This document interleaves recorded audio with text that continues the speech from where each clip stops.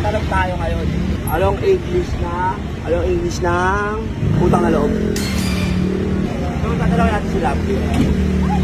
Anong English ng utang na loob? Ha? English ng utang na loob. Utang na ka. Diba? Kaini inside lang. Si Besa ka naman tatanungin na. Anong English ng utang na loob? Walang hiya ka! Utang na loob. Walang hiya ka! Ano? Mother's love. Okay ka muna sa vlog ko. Utang na loob, power fuck. Anong English ng utang na loob? Walang hiya ka! Hindi ko. Wala kang kwenta!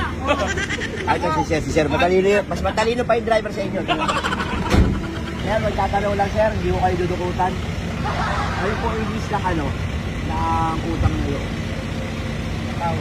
Never mind, Sir, never mind.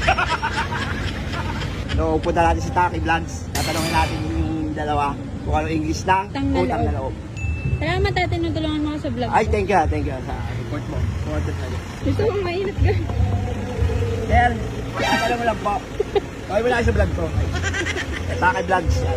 Tatanong mo lang anong English ng utang na loob.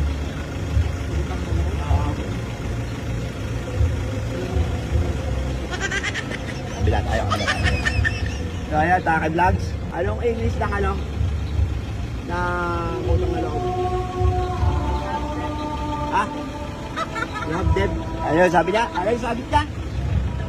Sabihin mo sa bike. Kasi naka-vlog tayo. You have debt of me? Parang bago yung ano mo. Oo, gimbal ko.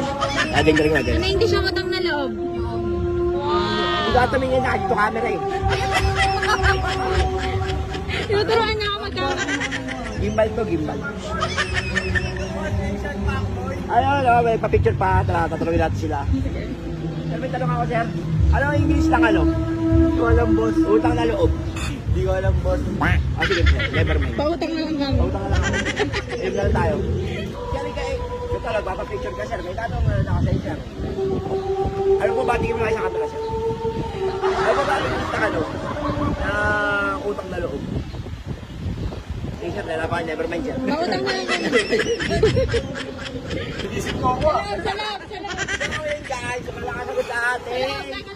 Wala nakasagot sa talong natin.